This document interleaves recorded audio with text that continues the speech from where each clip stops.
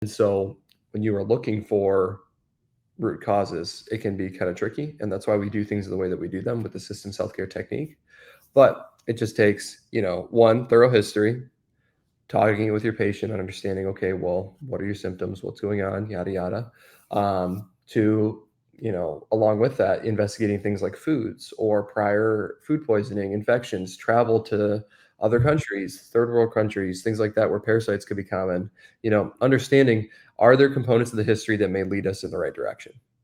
So if you're investigating from home, trying to think, well, why do I have this problem? And nothing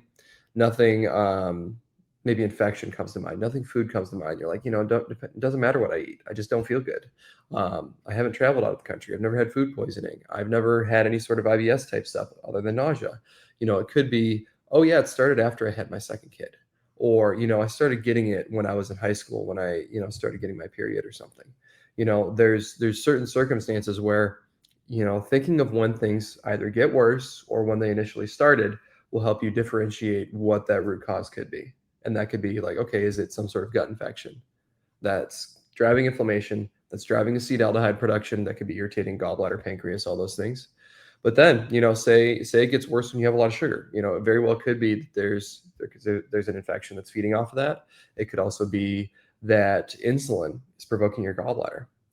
And so there are steps you can take to, one, I guess, through taking your own history and trying to identify where those things are coming from. Get some ideas if it's more of a metabolic thing or hormonal thing, if it's more of an inflammatory thing or a food thing, infection, you name it.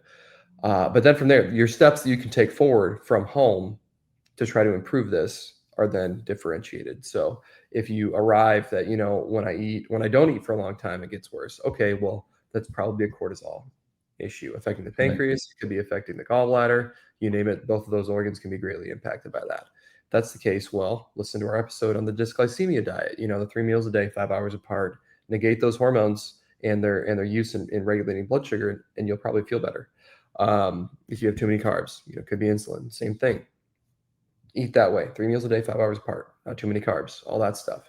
But then, if there's a food, try to avoid it, see how that does. But there are, I guess, exceptions where you need to actually introduce certain supplements or certain nutrients in order to detoxify certain pathways, in order to knock down some histamine levels, in order to kill off microbes in the gut and treat the acetaldehyde toxicity that could come with it. There's a couple things that you could end up doing, but we just gotta get into how exactly to go about that.